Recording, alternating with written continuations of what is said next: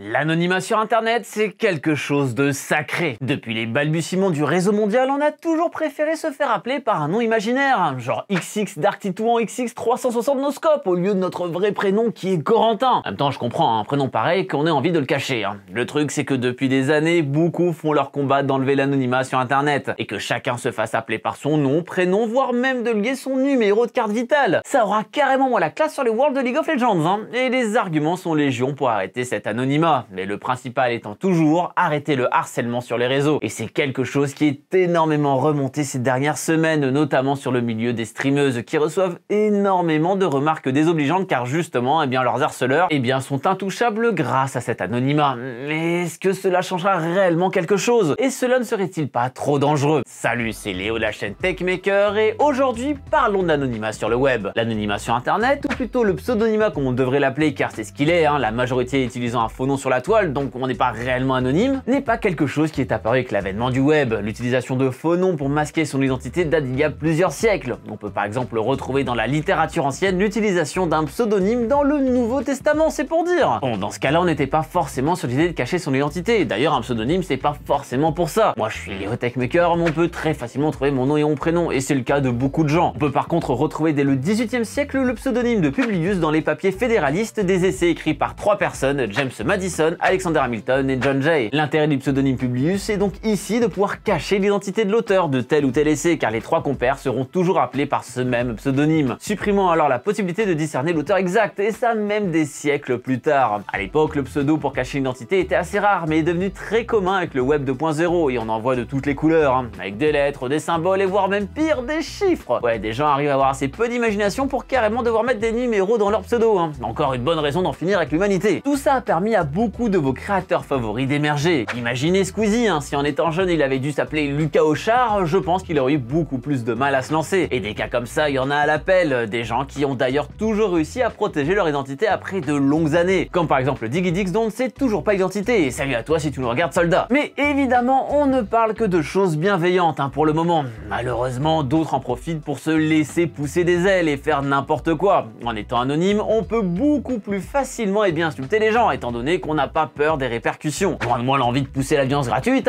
mais si quelqu'un vous insulte dans la rue, il y a moyen de lui mettre un bon pif assez facilement. Et même sans aller jusqu'à la violence, des retombées peuvent arriver. On peut porter plainte, on peut parler à cette personne en face à face, chose bien plus compliquée sur le web. À part des plaintes contre X qui ne mènent souvent à rien quand elles sont acceptées, il se passe absolument pas grand chose. Et les réseaux sociaux sont devenus un terrain particulièrement fertile au harcèlement ces derniers temps, les gens étant devenus extrêmement acerbes, en particulier envers les personnalités publiques qui sont souvent vues comme des jouets et non des êtres humains. Je pense que n'importe quel influenceur pourra vous dire qu'il a déjà reçu des menaces de mort dans sa vie. Dans mon cas, j'en ai même reçu quand un autre Léo s'est fait exposer récemment car des gens pensaient que c'était moi. Car il y a évidemment qu'une seule personne dans le monde qui s'appelle Léo, voyons, c'est assez évident. Mais le fait de recevoir aussi simplement des messages de gens qui me disent d'aller me tuer, on voit à quel point ça a été banalisé. Et ça peut aller encore plus loin. Dans le cas des streameuses vues plus tôt, on peut voir des espaces où des gens s'amusent à faire d'énormes dingueries en allant de remarques sexistes extrêmement déplacées à des deepfakes pornographiques pour assouvir leurs fantasmes, tout en passant par du tribute. Et non, je ne vous expliquerai pas ce que c'est, clairement je vous implore de ne pas aller chercher ça. Et le truc, c'est que tout ça est possible grâce à ce fameux pseudonymat. Il est très compliqué pour le commun des mortels de savoir qui se cache derrière ceux qui postent ces contenus, et encore plus de savoir qui les regarde, étant donné que ces espaces de discussion sont ouverts à tous, et ça sans même avoir de compte. Il est très facile d'être détaché de tout ça et de créer une double personnalité sur le net qui n'aura aucune conséquence sur sa personne réelle, même si ce qu'on fait est immoral, voire illégal. Des tentatives pour arrêter l'anonymat, on en a vu partout, que ce soit sur les réseaux sociaux ou même dans le jeu vidéo. Ici comme exemple, j'en ai vu qu'un de mes propres yeux, l'arrivée du Real ID sur World of Warcraft. Le but de ce dernier est bien d'empêcher les gens de continuer de jouer à ce jeu avec le pseudonyme de leur personnage et de plutôt les forcer à utiliser leur vrai nom et vrai prénom. Et ça a fait un tollé, World of Warcraft a toujours été un des rares jeux à toujours faire en sorte que la passerelle réelle et virtuelle soit la plus fine possible, avec par exemple l'impossibilité de se mettre en invisible auprès de sa liste de contacts et donc de ne pas montrer que nous sommes connectés. Et le Real ID se trouvait dans la même continuité en 2010. Et ça a été un déferlement de mécontentement, malgré la volonté de Blizzard de vouloir montrer que c'était trop bien, en montrant par exemple qu'il y avait moyen de communiquer à travers leurs différents jeux, beaucoup se sont insurgés contre, au point que certains employés de Blizzard se sont prêtés au jeu en disant que c'était pas bien grave de filer son nom et son vrai prénom sur le web quand on n'a rien à cacher. Et ça a été le cas de Bashiok qui a tout révélé pour montrer que les gens psychotaient pour rien quand justement ils étaient gentils. Résultat, des forumers ont leaké dans les heures qui ont suivi son adresse, son numéro de téléphone, des photos de lui ainsi que le nom noms des gens de sa famille. Et ça seulement avec son nom et son prénom. Autrement dit, avec le web qui est tellement fourni de nos jours, on peut connaître la vie privée de n'importe qui avec son nom et son prénom. Et donc finalement faire du harcèlement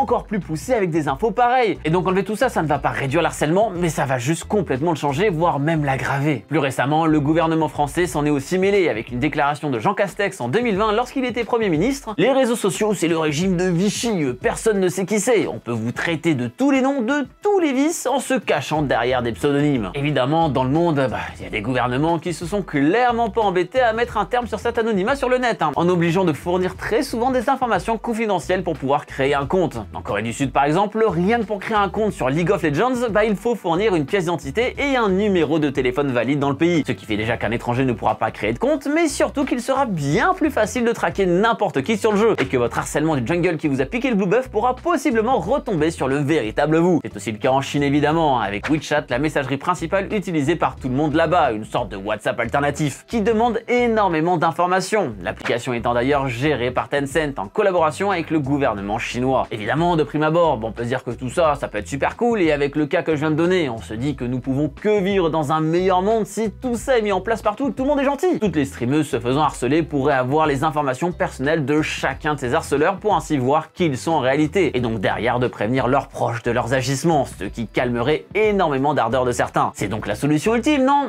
Pas vraiment, car même si pour certains, ce pseudo-anonymat permet de faire des dingueries pour faire mal à certaines, pour d'autres, cela est un réel échappatoire, une vie réelle bien plus morose, et supprimer ça, ça pourrait revenir à créer une réelle angoisse supplémentaire et des dégâts collatéraux en obligeant tout le monde à avoir son vrai nom et son prénom partout. Car là, pour le coup, n'importe qui pourrait se faire harceler dans la vraie vie. C'est pas justement parce que tout le monde aurait son vrai nom et son prénom que ça va complètement tout arrêter. Non, je pense que ça peut même carrément l'amplifier. Un système alternatif qui est beaucoup mis en avant est le pseudonymat universel. Qu'est-ce que c'est? Eh bien, c'est le fait d'avoir le même pseudo absolument partout, ce qui fait que nous pouvons avoir une réelle identité unique sur les réseaux, mais qui reste séparée de notre identité dans la vraie vie, ce qui pourrait permettre de garder des répercussions sur un comportement problématique, mais bon, on sait très bien que c'est complètement impossible à gérer un système pareil. Faudrait que tous les sites internet du monde entier se mettent d'accord sur une même base de données, que tout soit vérifié au niveau d'identité en amont par un organisme, et donc on retombe sur le problème de la fin de l'anonymat. Si je dois fournir une copie de ma carte d'identité à chaque fois que je veux m'identifier en tant que Londus Boob du 10, ça va vite devenir embêtant. Et tout ça montre tout de même quelque chose,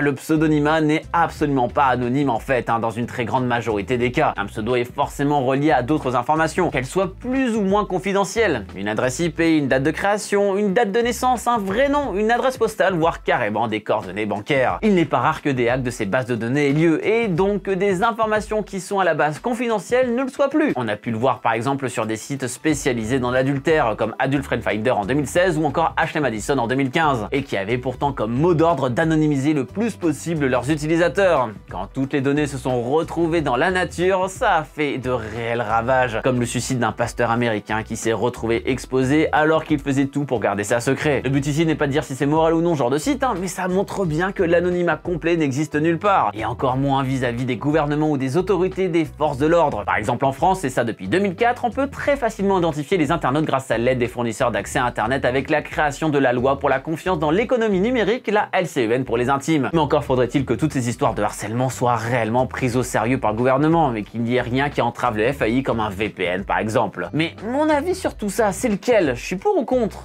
En vrai, c'est très compliqué d'y répondre tant par ma position déjà. Vous avez pu voir beaucoup de personnalités du web dire qu'il faut arrêter l'anonymat sur internet car cela est un fléau, mais dans le cas d'un influenceur, on a déjà perdu notre anonymat depuis longtemps. Donc c'est bien plus facile dans notre cas de vouloir la fin de l'anonymat car de toute façon, nous n'en avons plus depuis un bon moment. C'est comme le fait que les blagues sur les chauves sont devenues beaucoup moins fortes au fil des années, car beaucoup d'entre nous ont commencé à le devenir. Quand ça commence à nous toucher, on commence à le ressentir différemment, bizarrement. Et donc dans le cas de l'anonymat, qu'on l'arrête ou pas, moi c'est déjà trop tard de toute façon. Ça serait par conclusion que bénéfique si je prenais mon cas personnel dans le moment présent. Mais si je devais réfléchir de manière purement altruiste, je pense qu'il faut tout de même le garder un maximum, car on perdrait par exemple énormément de liberté d'expression, rien que le cas le plus classique, celui des lanceurs d'alerte. Si tout ce que vous faites sur la toile est lié à votre réelle identité, il est bien plus difficile de le faire, et on peut voir ça dans plein de domaines. Dans les déclarations anonymes d'employés dans des sociétés abusives, si on pouvait tracer ce que fait tout le monde sur la toile, cela n'existerait plus. Le scandale du harcèlement sexuel chez Activision Blizzard ou encore celui du crunch chez Epic Games,